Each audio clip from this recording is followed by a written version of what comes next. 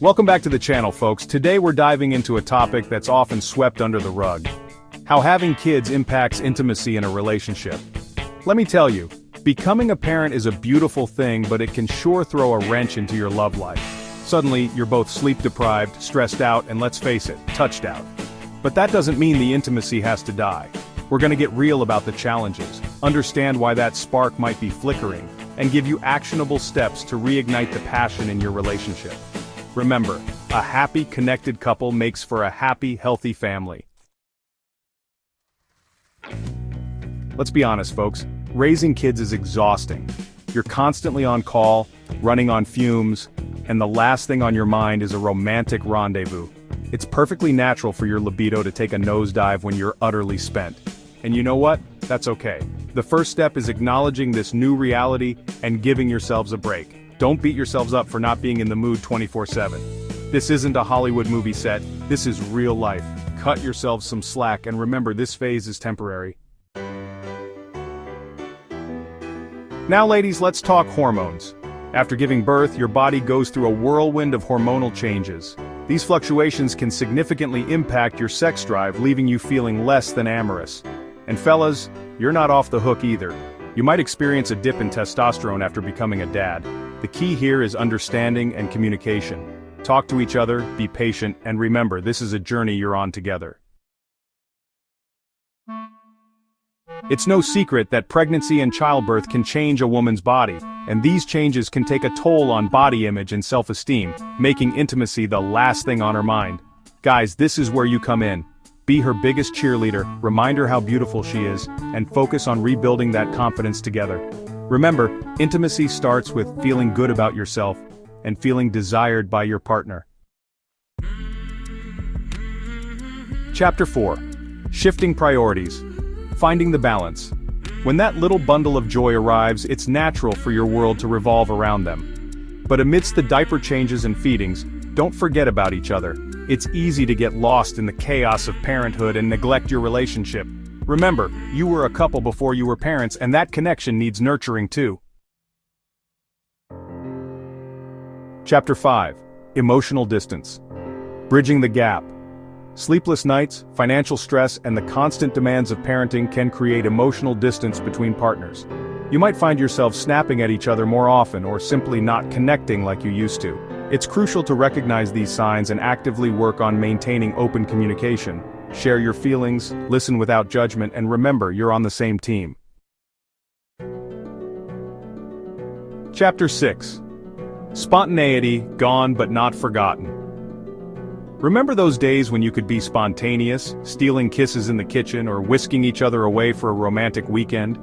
Well, those days might be on hold for a while.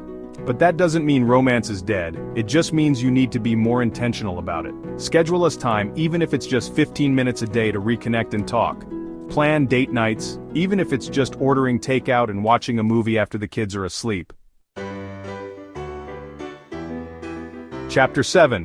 Communication, the key to connection. I say this all the time on my show, and for a good reason. Communication is the cornerstone of any successful relationship, especially when navigating the choppy waters of parenthood. Talk openly and honestly about your needs, your desires, and your fears. Listen to your partner without judgment, and work together to find solutions that work for both of you.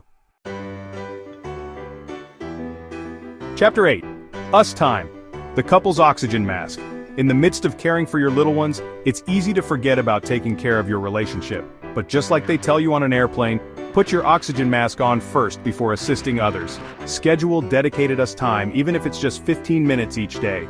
Use this time to connect emotionally, talk about your day, or simply enjoy each other's company without any distractions. Chapter 9. Non-sexual touch, rebuilding intimacy. Intimacy isn't just about sex, it's about connection, both physical and emotional.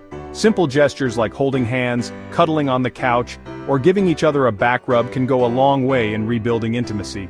These small acts of physical touch can release oxytocin, the cuddle hormone, which promotes bonding and reduces stress. Intimacy can take many forms, and it's important to find what feels good and enjoyable for both of you. This might involve exploring different types of touch, engaging in sensual activities together, or simply finding new ways to connect emotionally. Remember, intimacy is about nurturing your connection on all levels, not just the physical. Look, there's no shame in asking for help, especially when it comes to your relationship. If you're struggling to reconnect intimately, or if communication has broken down, a couples therapist can provide a safe and supportive space to work through these challenges. A therapist can help you identify the root of the problem, develop healthy communication skills, and reignite the spark in your relationship. Here's the deal, folks. Your sex life after kids might not be what it once was, and that's okay. Don't put pressure on yourselves to live up to some unrealistic ideal. Focus on nurturing your relationship, communicating openly, and enjoying the journey together. Remember, intimacy is about connection, not just the number of times you're intimate each week. Look, raising kids is a marathon, not a sprint, and it's going to take a toll on your relationship.